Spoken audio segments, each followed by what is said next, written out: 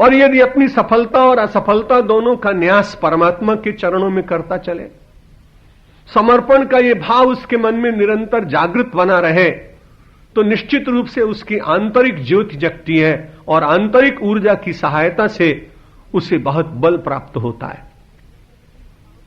जितनी भी भक्ति की साधनाएं हैं वो भगवान को प्रसन्न करने के लिए तो है ही, लेकिन भगवान की प्रसन्नता तो इसमें होती है कि जब उसका जीव, उसका भक्त प्रसन्न होता है। भगवान अपने भक्तों को बहुत प्रसन्न देखना चाहते हैं। आप भी अपने परिवार में अपने पुत्रों को, संतति को प्रसन्न देखकर आप बड़े प्रसन्न होते हैं। छोटे से बालक की भाषा आपको समझ में नहीं आती, लेकिन जब वो धीरे धीरे चलना प्रारंभ करता और तुतलाता है और उस तोतली बोली में आपको संबोधित करता है तो आपको बहुत अच्छा लगता है।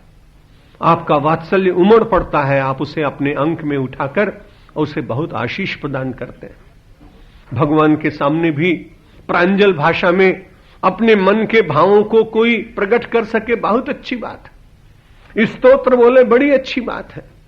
संस्कृत का विद्वान हो, ये बहुत श्रेष्ठ बात है। लेकिन भगवान ने तो बड़ी कृपा की, समाज के सामने एक बहुत बड़ा प्रमाण उपस्थित किया।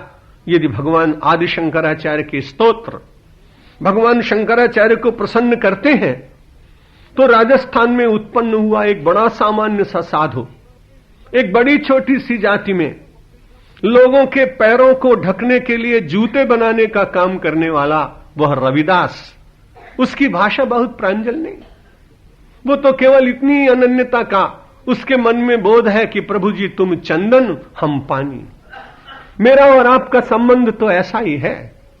और वो गाते गाते भगवान को प्रसन्न कर लेता है।